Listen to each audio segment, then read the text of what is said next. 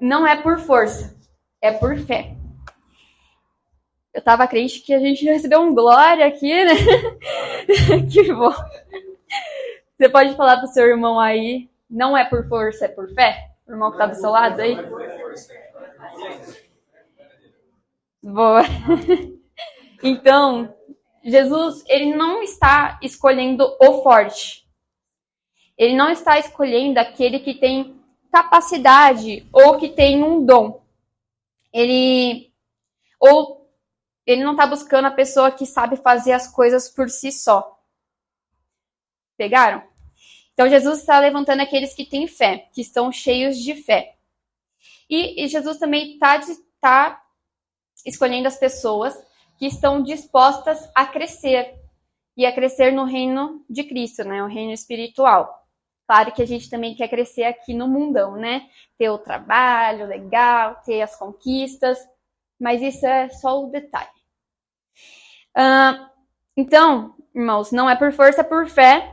Como diz aquela música que nós cantamos aqui, né, várias vezes, o romper em fé. E eu lembrei dessa música, desse louvor, né, quando eu estava preparando aqui a palavra. Beleza, então vamos lá. Vamos ler aqui Marcos 9, 22, 24, que diz assim, ó. Muitas vezes o tenho lançado no fogo e na água para matá-lo. Mas se podes fazer alguma coisa, tem compaixão de nós e ajude-nos. Se podes, disse Jesus, tudo é possível àquele que crê. Imediatamente o pai do menino exclamou, creio, ajuda-me a vencer a minha incredulidade. Então aqui, né, esse homem chega para Jesus e fala, se você pode fazer uma coisa, faz, né, então. Mas Jesus pode. Ele é o dono de tudo. E aí, este homem pede para que Jesus o ajude a vencer essa incredulidade, essa falta de fé, né? E aí, irmãos, eu quero falar duas coisas com vocês hoje. Sempre tem essa, né? Ou é duas, ou três coisas, ou é quatro. Mas hoje é duas, mais rapidinho. Que a primeira é a seguinte. Por que não é por força? Né? Por que não é por força? Por que é por fé? Então, eu vi, né? Várias mãos levantadas aqui hoje que vieram buscar força, hein? Mas Jesus está procurando fé dentro da gente. Então, é uma coisa para a gente até se questionar. Quando Jesus vier, ele vai achar fé em você? Que é o que está escrito na palavra, né? O Senhor, quando ele voltar, vai achar fé? Então, pensa aí. Vamos lá, para o slide 2. A Bíblia fala aqui de que Jesus estava em Cafarnaum, né, andando ali em Jerusalém, e ele se depara com um homem. Então, é o seguinte, Mateus 8, 5 a 10. Ele se depara com esse centurião pedindo-lhe ajuda. E disse, Senhor, meu servo está em casa, paralítico, em terrível sofrimento. Jesus lhe disse, eu irei curá-lo. Respondeu o centurião, Senhor, não mereço receber-te debaixo do meu teto, mas dize apenas uma palavra e o meu servo será curado. Pois eu também sou homem sujeito à autoridade com os soldados sobre o meu comando. Digo a um, vá, e ele vai. E a outro, venha, e ele vem. Digo ao meu servo, faça isso, e ele faz. Ao ouvir isso, Jesus admirou-se e disse aos que seguiam, digo-lhes a verdade, não encontrei em Israel ninguém com tamanha fé. O homem só queria uma palavra. Não queria que o Senhor fosse até ali o servo, né, e colocasse as mãos, por exemplo. Ele só queria uma palavra. E nós podemos ver, se a gente buscar, né, a Bíblia ali, a gente vai ver que em vários momentos, vieram pessoas até Cristo com um ato de fé. Não com um ato de força, mas com um ato de fé. Então, por que não é por força, né, que é o nosso primeiro tópico? Para que a glória não seja nossa, e sim de Cristo. Então, Efésios 2, 8 e 9 diz assim, pois vocês são salvos pela graça, por meio da fé, e isso não vem de vocês, é dom de Deus, não por obras, para que ninguém se glorie. Então, por que não é por força? Porque para que a glória não seja nossa. E aí eu tenho uma pergunta aqui para vocês também. Quem é muito, muito bom jogando bola aqui? Esperava alguém. Tudo bem. Quem é bom cozinhando? Levanta a mão, levanta a mão. Vai. Você é bom sim. Ah, vai, você também. Vai. Bom, né? E você é bom cozinhando ou fazendo alguma coisa por conta da sua capacidade. Você é bom porque você sabe fazer isso, né? E você tem essa força, né? Esse dom. Você é top fazendo isso. Você é top cozinhando, você é top ou trabalhando, sei lá, fazendo qualquer coisa, pintando, cantando, tocando, o que você quiser. Mas isso é pelo seu mérito, é por sua força.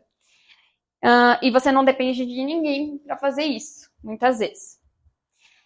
E Jesus diz aqui, né? Não é sobre a sua força, mas sobre a sua capacidade. E aqui, irmãos, eu tinha notado, mas acabei perdendo. Mas tudo bem, não tem problema. Aqui Jesus fala sobre a salvação, né? Que se vocês notaram aqui nos slides anteriores, vocês viram vários sinais de cruz. Todas estão vazias. Todas. A cruz não está preenchida. Então, se você tem algum símbolo na sua casa que está Jesus ali crucificado, eu vou te dizer que ele não está mais lá não, viu? Ele ressuscitou. Ele morreu, foi sepultado e ressuscitou. Então, os símbolos da cruz demonstram, sim, a salvação. Mas Jesus não está mais lá. Ele vive. Ele não está morto.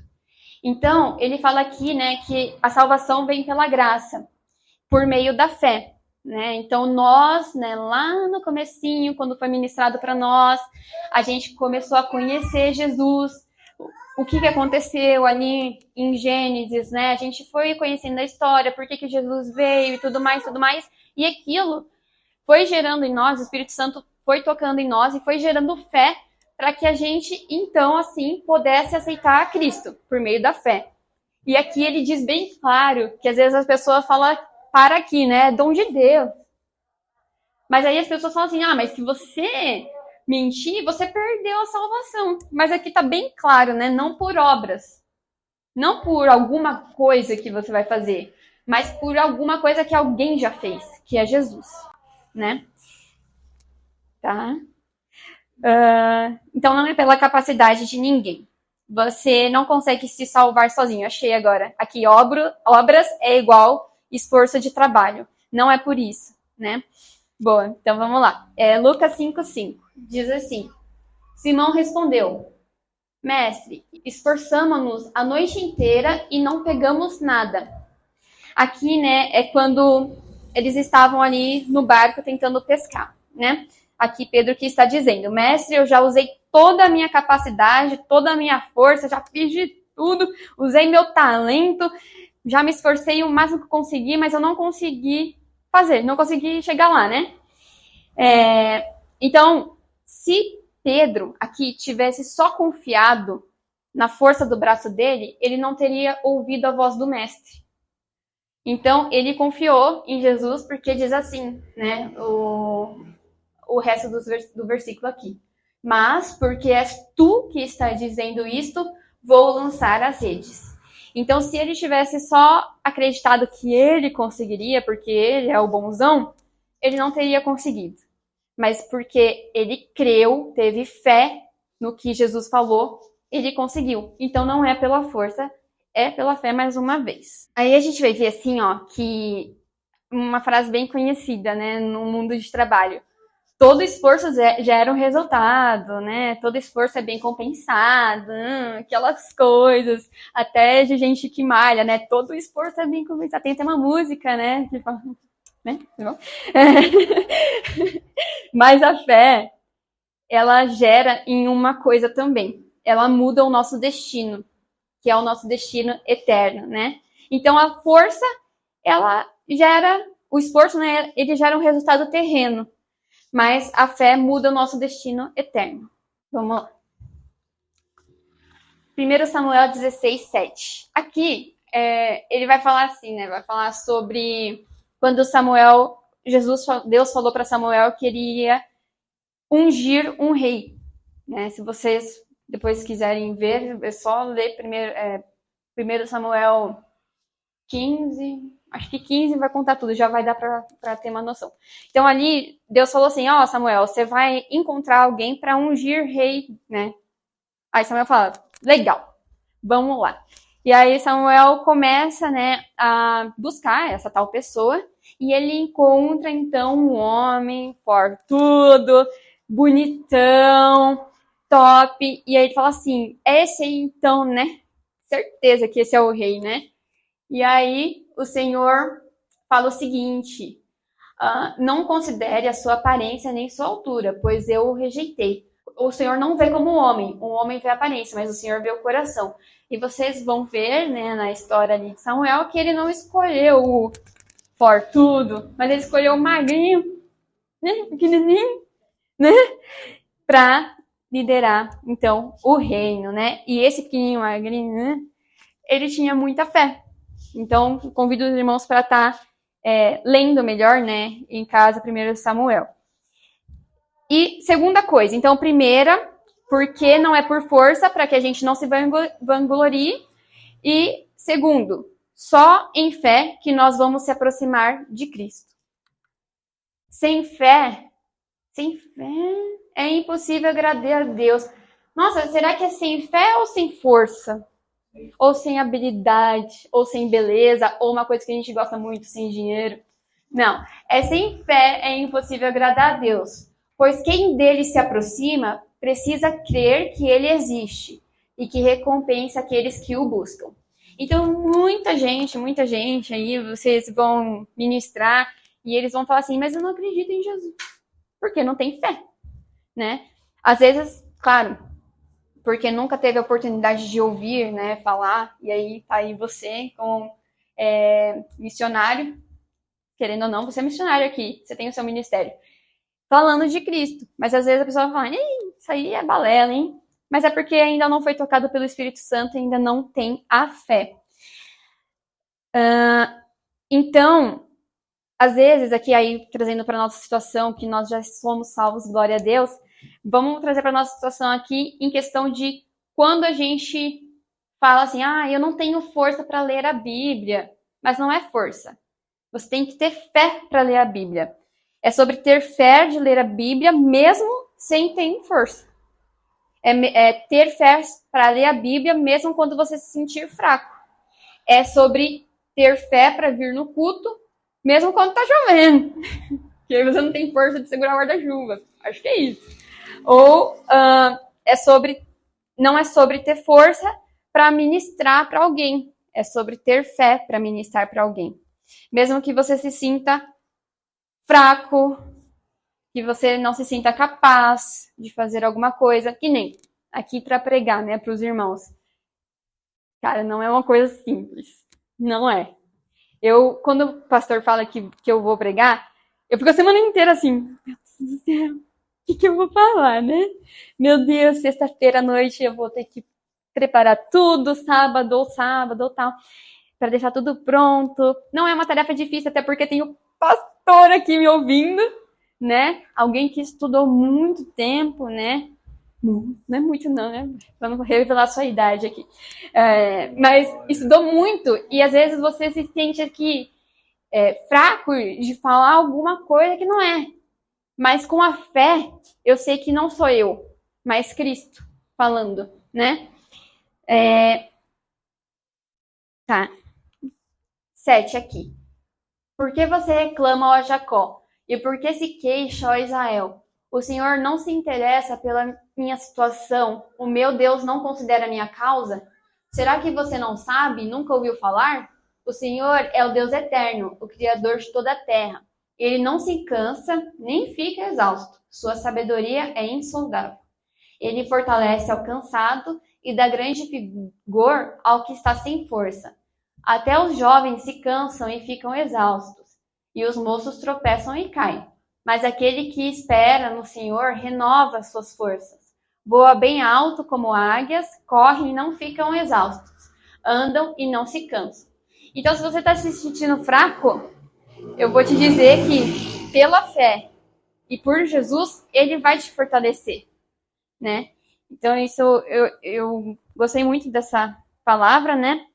E só para encerrar aqui é o seguinte. Então, aqueles que aproximam de Jesus têm a sua vida renovada. Né? Você pode ter passado por alguma situação que você não sabia o que fazer, não sabia se dá certo, mas no fim das contas, como o testemunho da irmã Gabi, deu tudo certo por conta da fé. Né? E para encerrar aqui, a gente vai ler Hebreus 11:31. Se vocês continuarem a ler Hebreus aqui, 11, vai falar sobre os heróis da fé, né? E aqui ele fala assim: pela fé, a prostituta Raabe, por ter acolhido os espiões, não foi morta como os que haviam sido desobedientes. Então, aqui que tem a história, né, ali de Raabe, que ela vivia em Jericó. Inclusive a gente cantou, né, aqui, e para vir com Josué, ela tá em Jericó. E Josué, ele mandou 2 espiões para Jericó, para que eles examinassem ali a cidade, né? Só que o rei de Jericó foi alertado antes, falou assim: vai vir aí 2 espiões aí, acaba com eles, hein? Manda embora. Só que Raabe, ela acolheu esses espiões e falou assim, deixa eu ver aqui, sei que o Senhor Deus deu a vocês esta terra. Vocês nos causaram um medo terrível, e todos os habitantes dessa terra estão apavorados por causa de vocês. Pois temos ouvido como o Senhor secou as águas do Mar Vermelho perante vocês quando saíram do Egito, e o que vocês fizeram ao leste do Jordão com Seom e Og, os 2 reis amorreus que vocês aniquilaram. Aqui, Raabe estava falando para esses espias, né? E olha só, ela só tinha ouvido falar. Se ela quisesse, ela ia crer ou não.